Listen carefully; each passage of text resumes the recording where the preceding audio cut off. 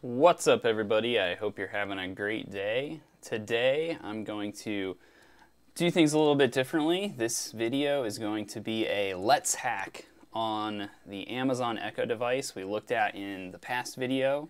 So what we're going to do today is, with minimal prep, I'm going to go over to the workbench and attempt to extract the firmware from the Amazon Alexa device off of the eMMC storage chip that is on that device.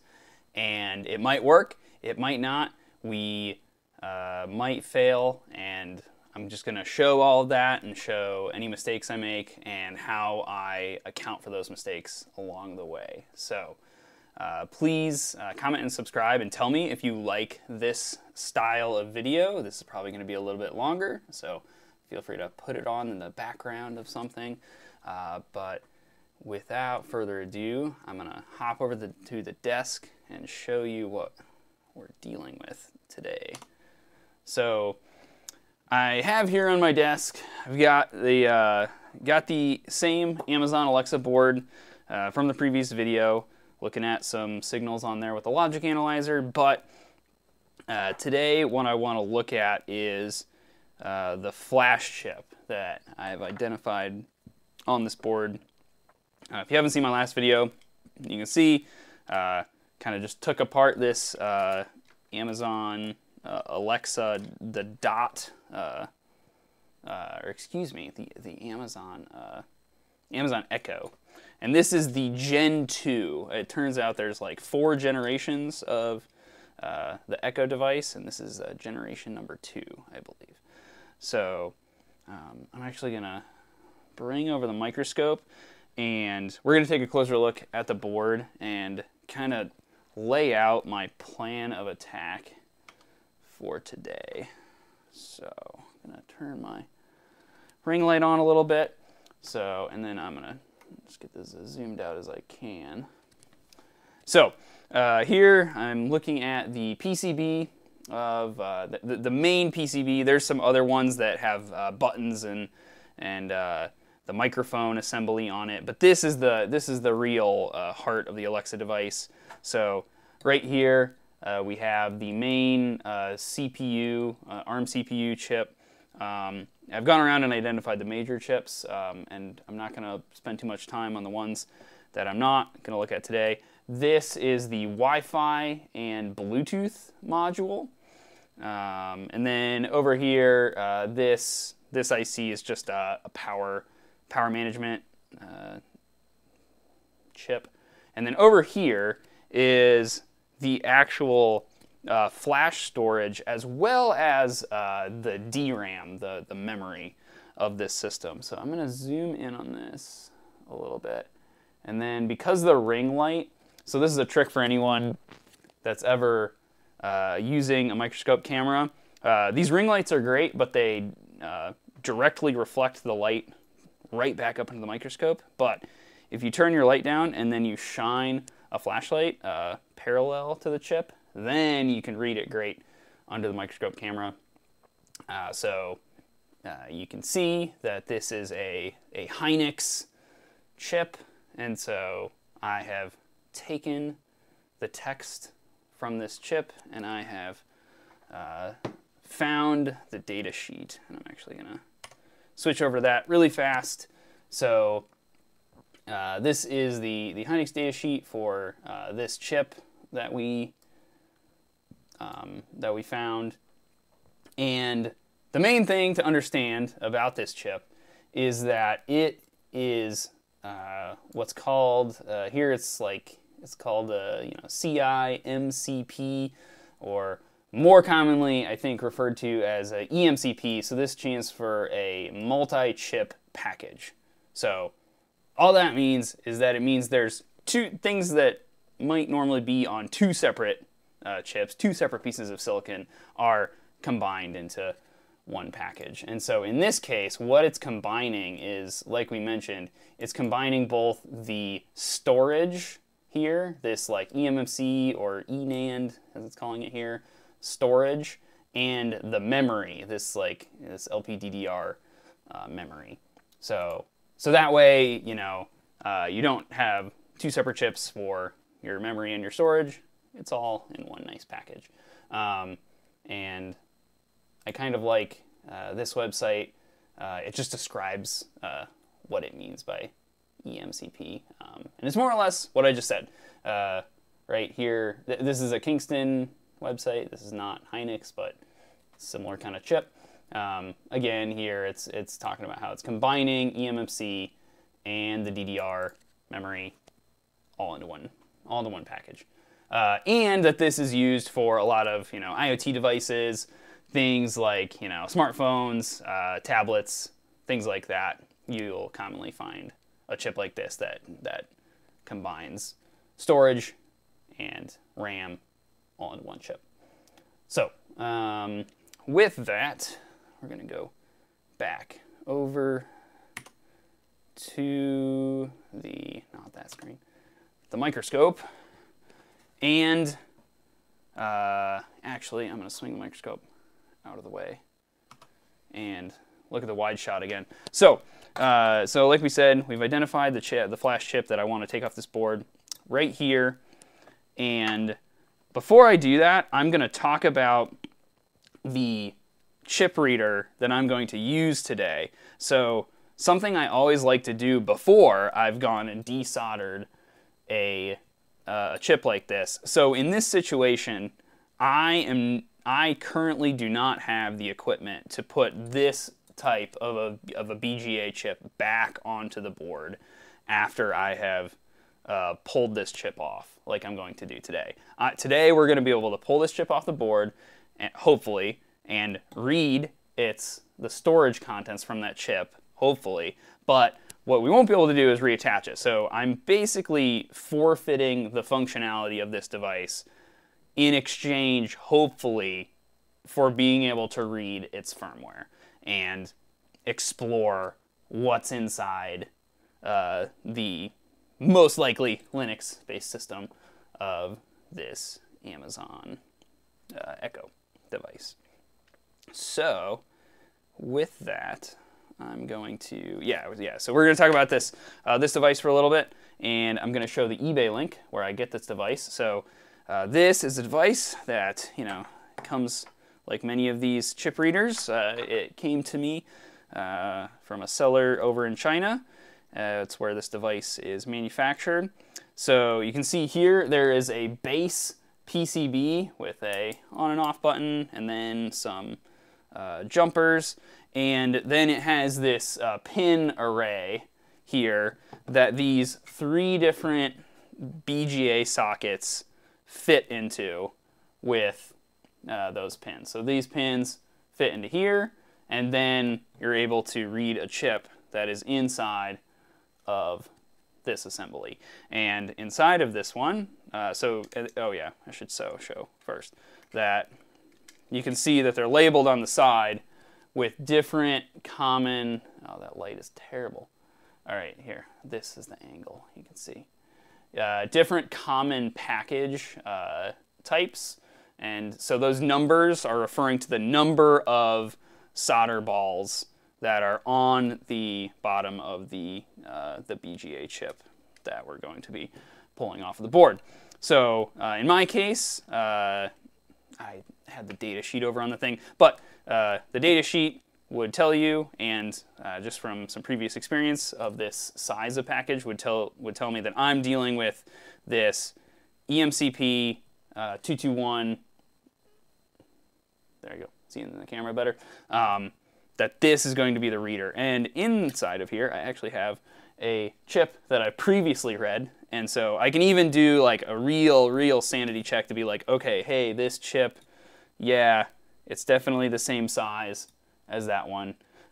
The better confirmation is what I did with the data sheet, finding the actual data sheet, telling me that it meets this specification. So I have a good degree of confidence that when I pull this chip off of this board, temporarily or potentially permanently bricking this device to where it is not functional, I can't do any of my live probing on this device anymore. I just want to extract the firmware.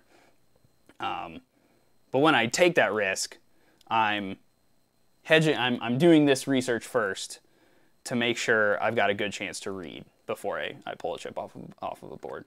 So can just put that over there so I don't get that confused. And then I'm just going to put these to the side because I won't need any of that and any of these accessories that come with it. So I'll try to show this. So here we've got a pin 1 indicator right here in that corner. And then if I open up the socket, I also have, try to get this into focus on the camera, right here. There's also a little triangle. So I'm going to match those up. And then I'm going to, got to do this under the camera. I'm going to get that lined up in place. Okay. All right. So now we've got our chip reader and the correct socket ready to go. So yeah, we can just set that off to the side for now. And all this junk as well that we're not going to need anymore. And I'm also going to just pull this wire off. So if you saw the previous video, I had attached a wire to this screw because it turns out it was connected to ground, and it's an easy way to get access to ground, but don't need that anymore. So with that, I'm going to go back to the microscope because that's where I'm going to be working most of the time while we pull this chip off of the board. All right, back to the microscope. We'll get our chip in view. I'm not going to worry about the light now because I don't need to read it while we're pulling the chip off of the board. So over on my desk, which I'll have to show in a separate video sometime, all my tools.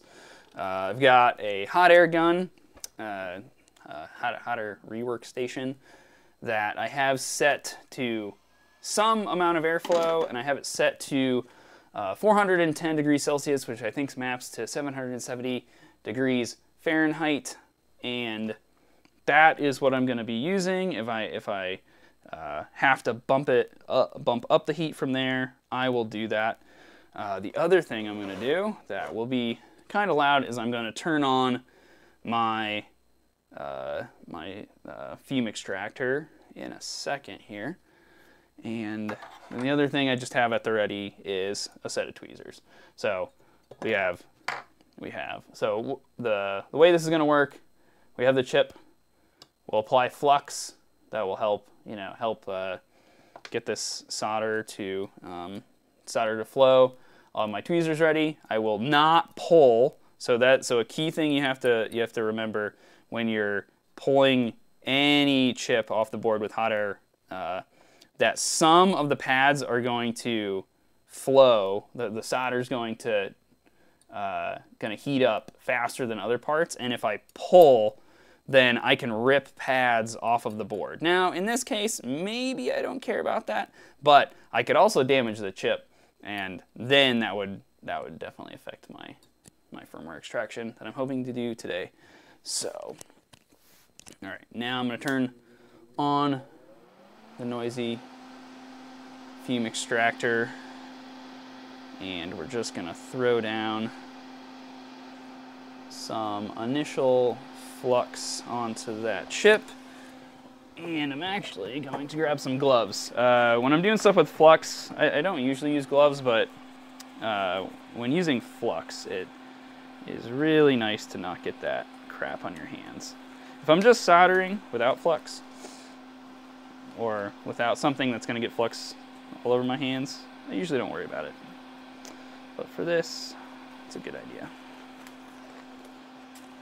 All right, so now got my hot air, and I'm going to start by trying to apply heat all over the circuit board. So like all over, and to get the board itself hot. And then I'm gonna, after I kind of heat the general area around the chip, then I will focus in on really throwing a lot of heat at our main chip here.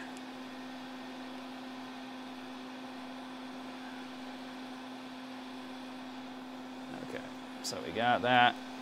Now we're going to focus in on the chip itself. I'm going to throw down even more flux, because sometimes it takes a lot, sometimes it doesn't, and sometimes it takes a lot.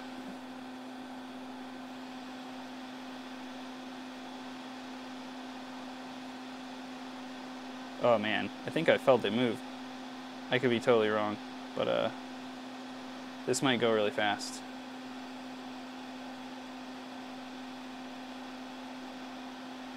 Okay, no, I think it was a false alarm.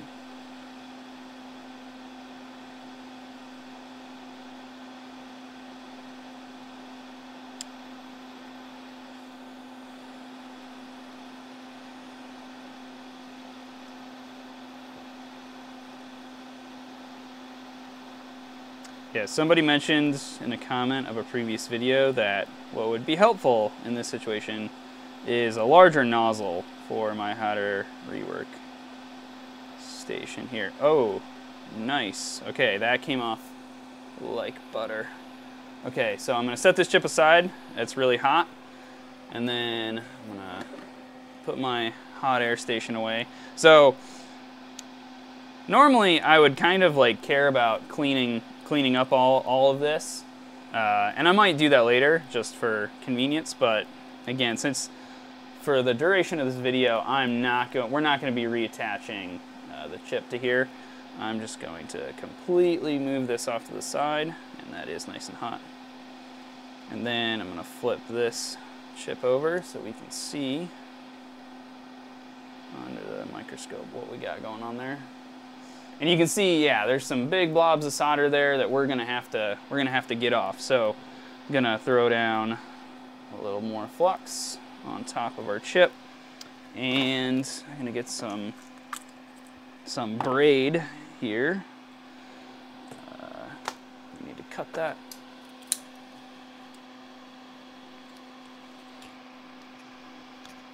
All right, so here I've got my braid. And my soldering iron, which it is also at 770, and I'm going to just apply heat, and then I'm going to try to just very gently move across the top of this, because what I don't want to have happen is I don't want to have the braid get stuck to the chip and then yank, and then again it has to have the possibility of pulling off a pad. So I always want to just move it slowly and smooth. Definitely don't want to force it when it comes to pulling the solder off. Yeah.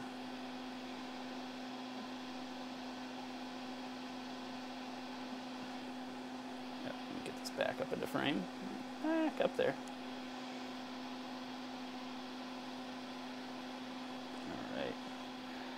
A little bit more braid. Cut it off here. All right. I'll start up in the corner. Make sure it's all nice and clean.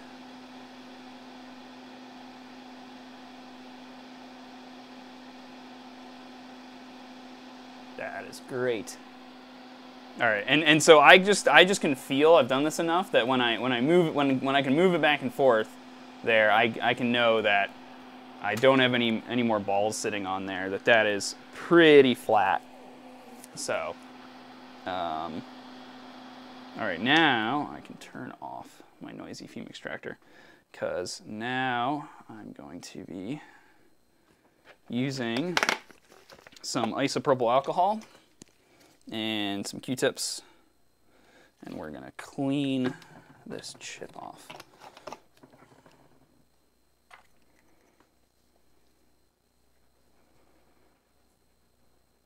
And you can see those impurities, that yellowish color, that is actually introduced, it can be introduced a little bit by the flux, but it's mostly the braid. That braid introduces a lot of those impurities. And so the isopropyl alcohol helps get that off. And so now you can see how it's kind of like in a puddle of all of that junk. So what I like to do, because that you're never going to be able to clean the puddle, it's always going to be, you know, some amount clean isopropyl alcohol and some amount of gunk. So I'm just going to move my mat to the side, place this down on a clean area, actually turn it over, and there we've got a bunch of flux and crap. And then I'm going to get some more alcohol, and here I'm just going to almost put it in a little lake of isopropyl alcohol here on my soldering mat here. Yeah, oh yeah, these like silicone mats, by the way, that you see here, these are super cheap and they absorb heat really well. So you can touch your soldering iron to it, and then a few seconds later you can touch that with your bare skin, and it absorbs the heat very well. So this chip is looking really clean. That's good. So then what I'm gonna do, I'm gonna bring my hot air gun out again real fast. I need, what I like in this situation, before I do that, I like to have a set of like dirty tweezers that are the ones that I'm like, okay, those have flux on them. And then I've got another pair here that I just found on my desk. And those will be the clean ones. So that way I'm not reintroducing flux onto the chip. Okay, so we got the isopropyl evaporated off that side. Now I'm going to very gently flip over and just make sure we're evaporated there. And then, yeah, the great thing with the microscope, I did some of this, I did work like this before I had a microscope, and it's just really nice to be able to zoom in like that, tap my chip around.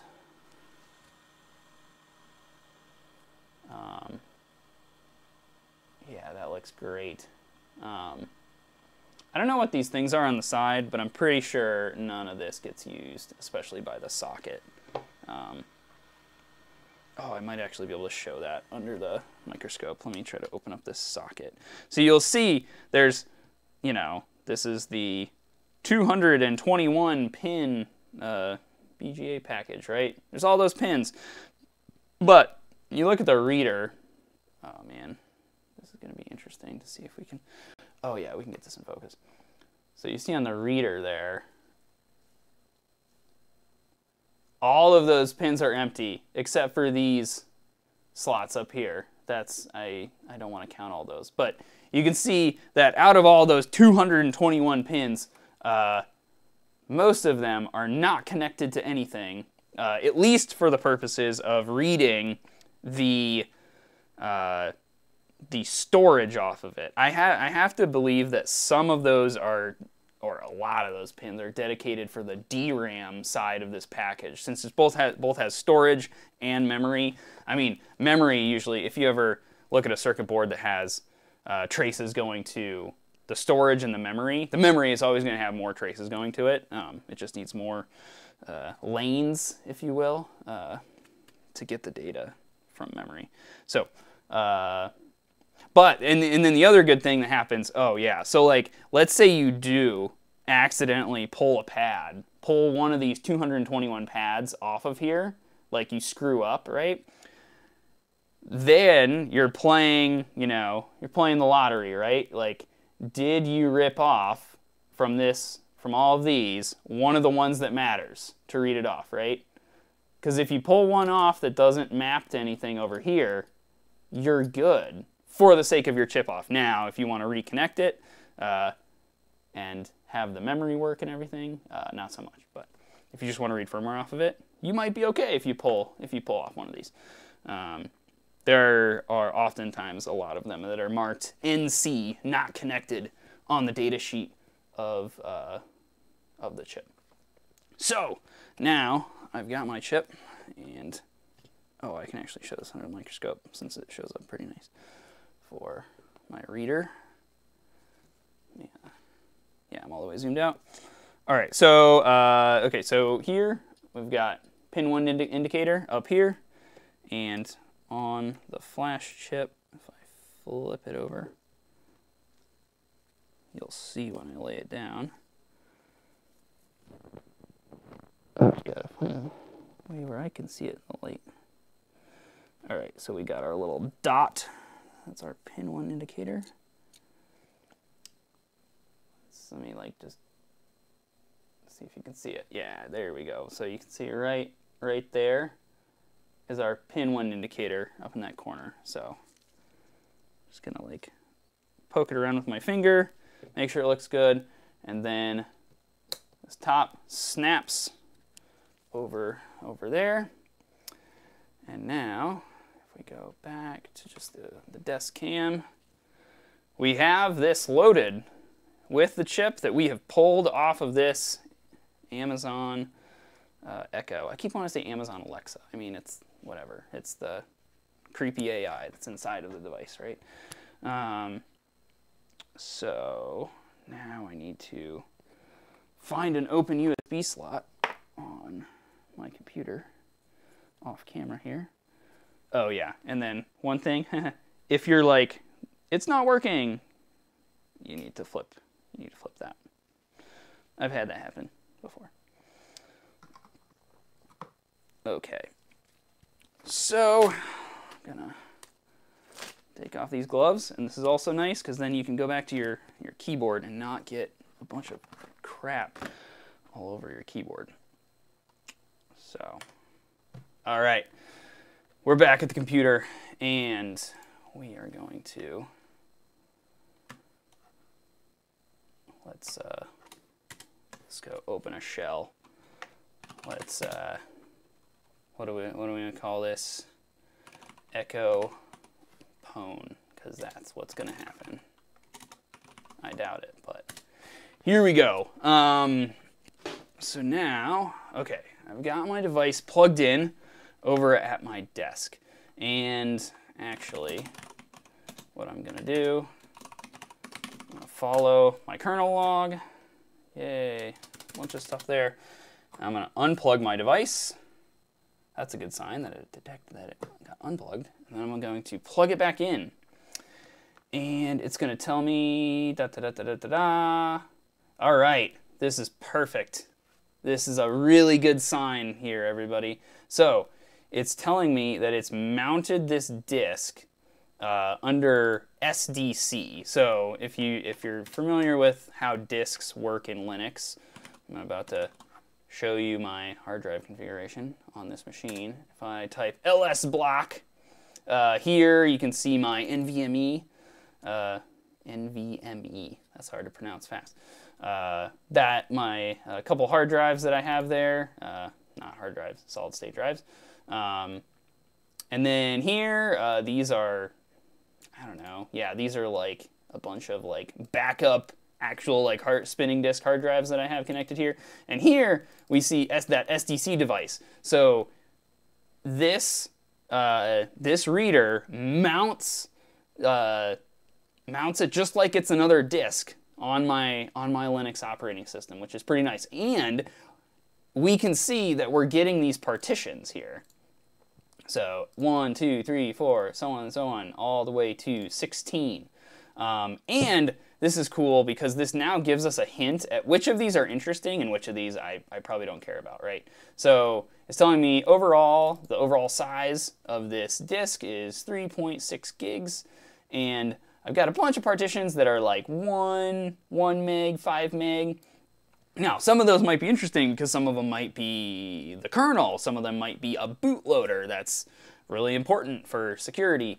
But if we're looking for things like a root file system, then I'm really looking at these last few here as the most probable device there. But now, what we can do is for each of these, so we'll do this one first because this will go fast, is,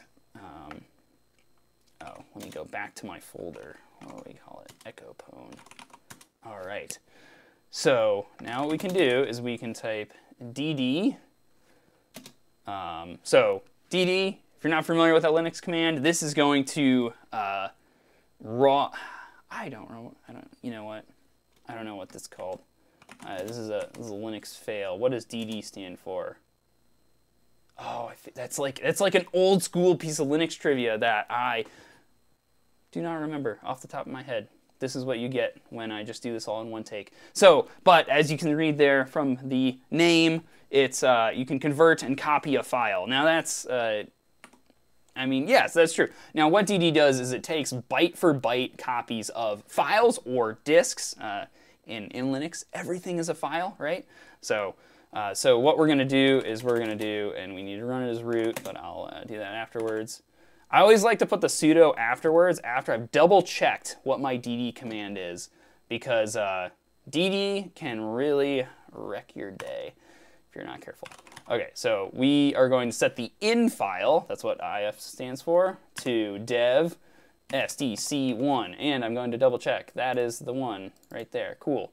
And then the one, I guess, the one you really have to be careful of is the out file if you're writing to another disk. Now in this case, this is a pretty safe operation because what we're going to do is we're going to write it to a file right here in this local directory. So we're going to call this sdc1.bin, and we're going to say, you know what? Yeah, I guess that whatever the standard block size is fine. Just gonna run that as root. Okay, double checking the command. It looks good. And then we can see that, yeah, whatever. Now, can get rid of that. So we can see that we were able to copy some data here. And now we can look at that with a hex editor. Interesting. KBPF. I feel like I should know what that file format is. Nope, file's not going to help me out. Anything interesting? Is there nothing past there? Can you use the old-fashioned strings? No, nothing interesting. Well, it could be interesting. But we're going to move on, and I'm going to see how fast this takes us to download all of these. Actually, okay, no, I should just move on. So, okay, I don't care about these. I'm really, right now, today, I'm after a root file system. Now, somewhere is probably a bootloader, a kernel. Those things are all very interesting, but might take more time to dive into. But I'm going to start from, okay, we're going to start from 13 and move down from there, because this is what might take a while, but it is going to be worth it to look at these. We'll see. We'll see how long it takes. I mean, the 1 meg, it went really fast, but there's a lot, obviously a lot more than that. But yeah, this is the cool thing about this chip reader, is that it just mounts up under the Linux file system. Now there's some pros and cons to that. It doesn't give you as granular of options as, say, the XGeku that I've previewed in another video. That has a lot of features that this doesn't. So, pros and cons. All right, so our first one is done there. So what we're actually going to do, we're going to keep copying them, and then our other window, we're going to go and take a look at this file. Let's just set this up top. Don't really need that to show me too much. And let's just look at this under a hex editor. Okay, not much. Yeah, really not much data there. Interesting. Okay. Anything? Strings, SDC13 bin. Whoa! Okay. There is something there. Wow. All right. So SDC13 absolutely is something here. If I type file, there we go. Look at that. So this SDC13, that partition is an ext4 file system. So the cool thing about ext4 file systems is that you can just mount them. So let's just make a directory called stc13, and then we can type sudo mount that file. We're going to mount the file onto stc13, and that succeeded. And now I can go there, and we've got some data. All right, this is awesome. So, oh man, what do we got here? We got some Bluetooth stuff, an app, a keychain. They have like, do they have like random like Android apps sitting on here? That's so weird. Is that actually? Whoa. Okay. See, this is cool. All right, we can see what binaries, what's in bin. Okay, a BusyBox-based system. I mean, there's so much cool stuff here. Dump, RAM dump. That looks fun.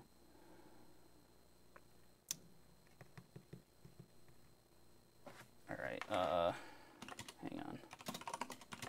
So Etsy. No, really? No Etsy or password. Wow. Wait, what's partition permissions? Interesting. That's fascinating. Yeah, it's possible that there's another file system somewhere that has things like password hashes or something like that. Okay, what is eve.conf? Just so curious. Nope, nothing. Custom.conf. What's custom.conf? Interesting. Okay. We got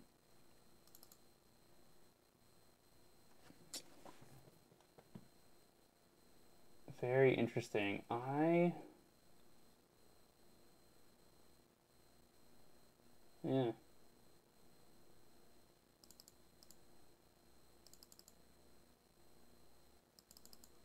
Huh. Yeah, I don't know what that is. What is it? ADBCD. Huh? Oh, it gave it root permissions. That's why I couldn't read that as my normal user. All right. Yeah. All right. So let's back out and oh, I gotta keep this running. I gotta keep this train rolling up here. I think I've got like 2 more. So. Wi-Fi. What's Wi? I want to know what Wi-Fi is. WPA-supplicant.conf. MediaTek Inc. I'm guessing this is all like default settings. I don't think these are actually like user settings or anything.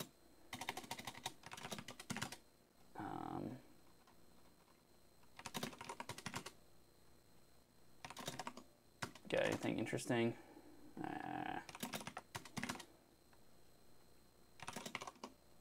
Obviously, that's not a directory. Can't see the end of that.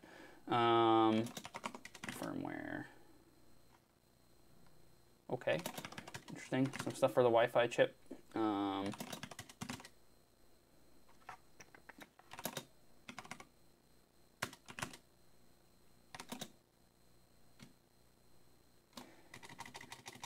See, something about this makes me think this is like an Android system. Yeah, I actually think that, is this running, does the Echo run Android? If somebody knows if the Echo, if the Amazon Echo runs on Android, like, yeah, you need to let me know, because this is this looks like an Android system. Hang on, lib. I don't know if that would really help me. Yeah, priv app. Yeah, this is, oh my gosh. Is this thing seriously running on Android? That is so fascinating. You know what? That makes a lot of sense. So I mean, Amazon, their devices, they actually do take security pretty seriously, right? One of the things that Android gets you is it gets you things like SE Linux, like really well put together policies out of the box. You don't have to do those yourself. So if that's something that's important, that might be why they're running Android. But oh man. Okay, so like Alexa broadcaster beacon, that's an APK file that runs this thing that we could then start to reverse engineer and learn how the Echo works. Wow. Okay. I gotta keep my process. I think 16 is the last partition up here that we're dumping off the device. Yeah. This has got to be Android. I feel like there's got to be a better. Okay, so anyway, APK file. So the way to do this is, okay, let's make like a echopone artifacts. I'll put like anything interesting that we find in here for later analysis. So I'm like, I'll leave the unpacked files the way they are. Okay, let me just put that back there. I mean, there's so many of these apps here. Headless, like Bluetooth. Oh man. Okay, this is very interesting. So Bluetooth DFU, like download firmware update, I believe is what that stands for. It's like an OTA. It's like doing a, you know, like some kind of an upgrade over Bluetooth. So that could be interesting. Amazon device Bluetooth thing. Yeah, let's copy that back to our directory. Smart home BLD adapter service. Smart home Echo adapter service. What's shell?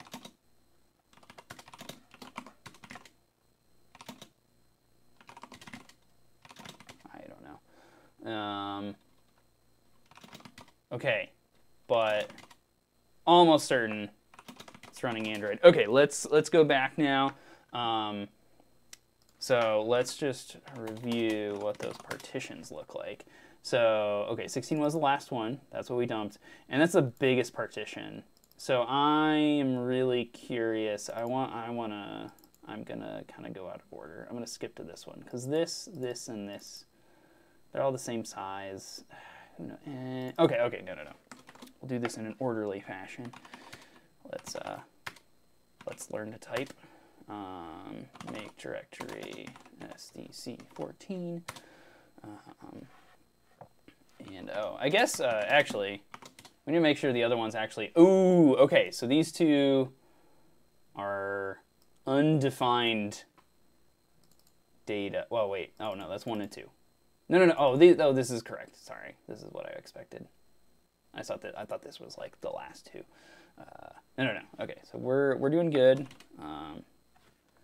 So we made our directory. So now we're going to sudo mount that file onto SDC14. Make sure I'm not typing my password into a YouTube video. That would be bad. And it looks almost the same. And that is not that is not surprising. I was going to say not unsurprising. That'd be a double negative. I am not surprised by this because oftentimes what you'll have on embedded systems is when you do a firmware update, right, you will have two partitions.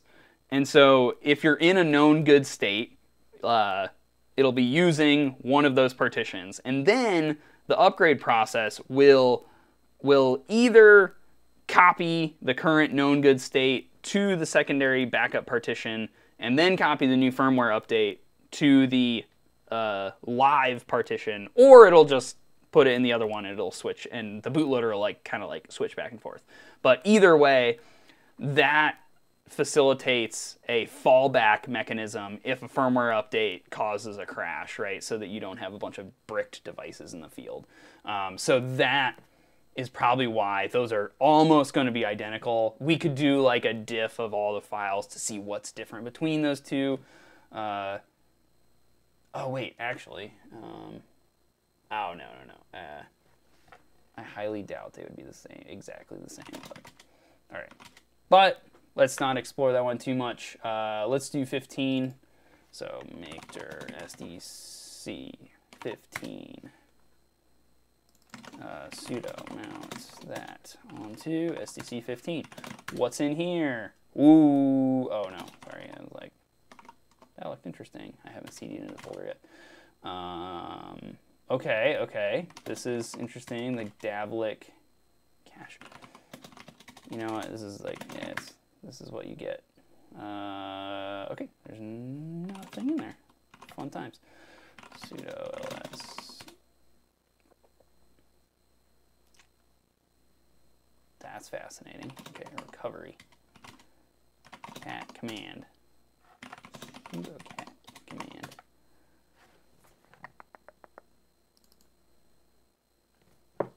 Update package. Kindle. Okay. Fascinating. You know, I wonder if they built the Kindle on Android, and then I bet you there's a lot of code reuse that they utilize for the Kindle platform and this platform.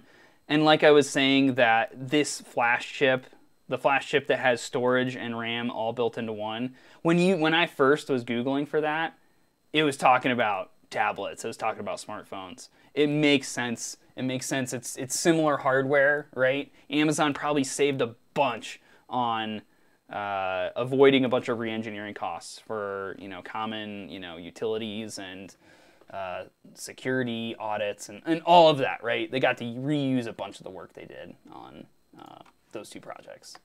I would suspect there's some code reuse. Come on. Nothing in the lost and found. All right, our last one, but the biggest. The partition has the biggest amount of space. There we go. Make that directory. Mount. SDC 16. There we go. Ooh, that is very interesting. That is very, very, very, very interesting. Okay. ADB. All right. Somebody that knows, fire off in the comments. Like, I'm sure there's people that know Android way better than me that are like, oh yeah, I totally know what these different partitions do because they're standard on an Android device. But I have moderate familiarity with that. Okay, because there's also an app thing in here.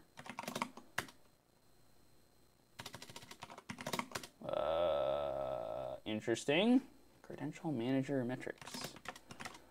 I have a feeling like this is where all of this is like the partition that gets mounted as writable, whereas those other partitions are probably mounted as read-only by the system when it boots up. This just looks like writable data. Yeah, like this right here. This looks like these things get like mounted over top of the main root file system, maybe like various files in various places. Users, user list. Interesting. Okay. What do we got here? 0.xml. Last logged in. Unix timestamp. Come on. This was okay. All right, so it's like a fairly plausible time that, you know, somebody accessed the system. I got this from Goodwill, right? And probably wasn't factory reset before it got sent to me. If we do find any user identifiable PII or anything in this video, I will obviously blur that out. But that is just telling me when someone named owner last logged in. So that's, I think we're good. Amazon usage stats. Oh man. Oh wait, that's some form of a database? That is a SQLite database. Nice.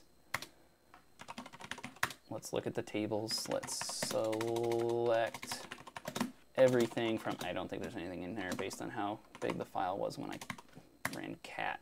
Ooh, okay. Interesting. Metrics. Oh man. I'm gonna forget the command. All right. You know what? We're just gonna search it together. SQLite. Here. I'm gonna do it. Over here. SQLite schema. I'm doing this off screen. Oh my gosh. It's like, yeah, it's dot schema, and then the name of the table. That'll tell us like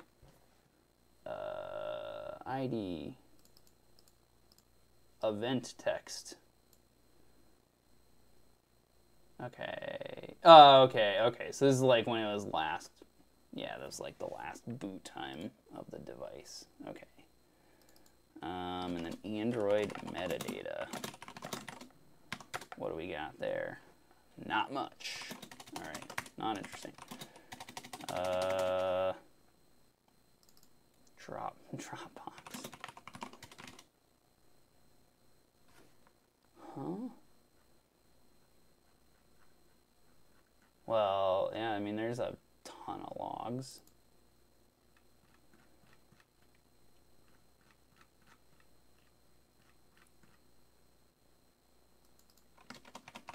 What's that? Yeah, I mean, there's a ton of log data here. This is definitely validating the hypothesis that this is the writable partition when everything is mounted. What's the SEAP hash? I don't know what that is. Oh, come on. We want to find something like interesting. Where's something interesting here? I mean, that probably is like the interesting stuff, right? Security. There's nothing there. Just kidding. This is probably a pretty rock solid device. Media. Okay, come on.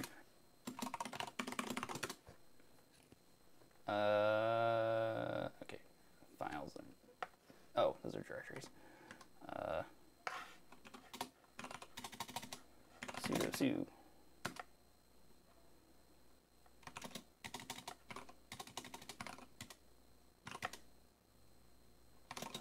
Media.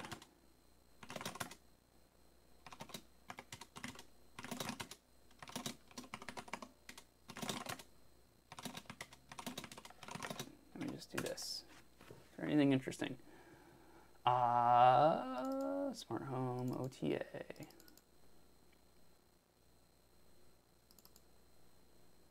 I don't know.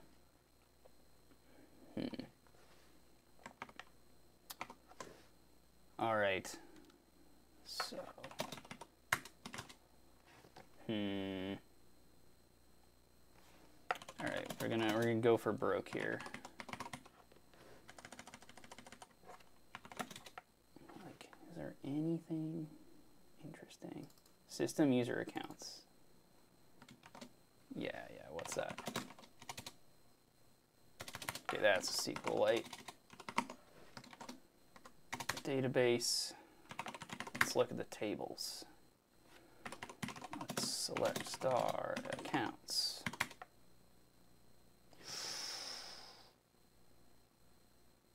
Okay, we're gonna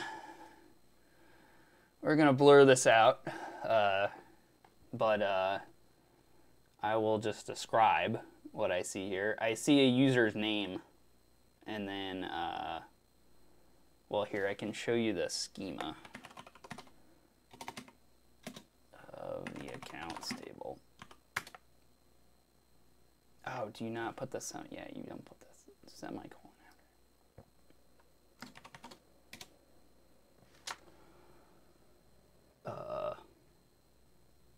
Yeah, it's just weird. You have an ID and name. I mean, it's just it's a person's. It's clearly a person's first and last name. So now I get to learn how to edit videos and turn that off. Blur that out. So that's one. Let's get our. No. I mean, this has got to be rich. Oh my gosh, auth tokens. Gosh, I feel like I'm gonna have to blank this out too. Nothing. Okay, that's good. That's good. Grants, shared accounts. I don't know.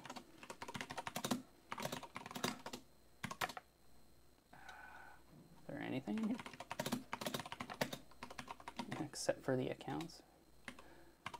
I mean, it was literally just a person's name, so it also could just be some like pre-selected thing.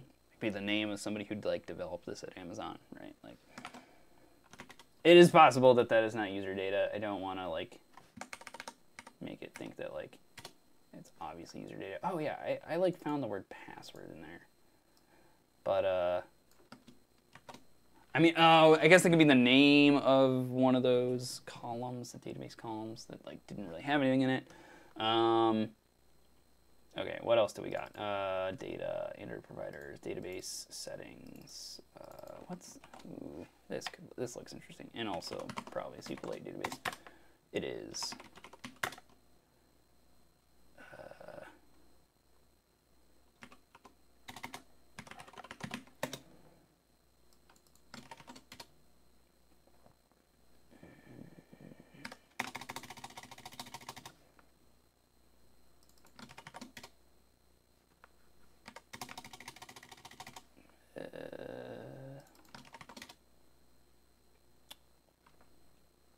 Who knows? Who knows what that is? All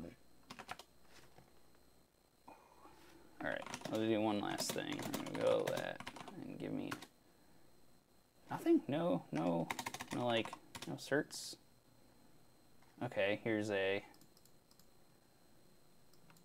And that's kind of interesting here. Root CA list.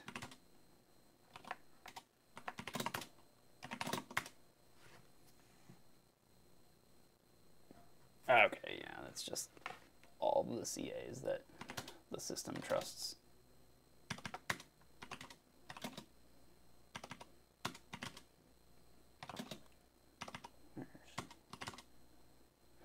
Yeah, I mean, this is something I'm gonna continue to look into, but this has been a pretty successful endeavor, if I do say so myself. So just to kind of summarize what we were able to pull off here, I was able to, from this Alexa, I keep saying Alexa, this Amazon Echo circuit board, we were able to pull this chip off of here. Using that reader, we can now dump all of the partitions from there. There's still more to explore. There's the kernel, there's a bootloader, but I bet those are going to be pretty locked down. Again, Amazon takes their security of this device pretty seriously, and for good reason. It's a microphone in a bunch of people's home, but that's what it is. I'd like to thank you if you've watched to this point in the video. This is longer than normal, and really is hopefully just you're getting my fresh reaction to these things as I discover them and kind of see what I look for when I go through a file system for the first time, right? There's a lot more things that I would do there, but this is one of the things about like hacking is there's a lot of tedious work involved in it, right? You're not going to always be doing the super elite. You type 2 commands and then you get a password or a sensitive piece of data. But potentially, I don't know if that name was a sensitive piece of data, if that was somebody's actual name. That would be pretty interesting. And remember, everybody, factory reset your device, or just destroy a device before you I would not give away a device that you have sensitive information about yourself. Definitely your Wi-Fi password. That's another thing that we could potentially look for in this system, actually, is the Wi-Fi password. Because that's something that, because of the way WPA2 works, it has to be, the SSID has to be there somewhere on the system in plain text, and or in a decryptable state, excuse me, yeah. So it has to be in a decryptable state or clear text. The password has to be decryptable state or in clear text, or in this intermediate hash format, which can just be used to authenticate. So that could potentially be on a system like that. That's why I would advise anyone out there listening, don't donate your embedded devices to Goodwill. I mean, I benefit from it because then I get to do hardware hacking on the cheap. But as a general matter of security and privacy, I would suggest that you not do that. So thank you for watching this video. Please comment and tell me what you liked about it. If you'd like me to do this for other popular devices out there, there's any Ring or Nest or other Amazon devices that you'd like me to take a look at and give my off-the-cuff analysis at the bench. Some of them will succeed, some of them will fail, but I think we'll all have fun together, and that's the point of all this. So happy hacking, and have a great day.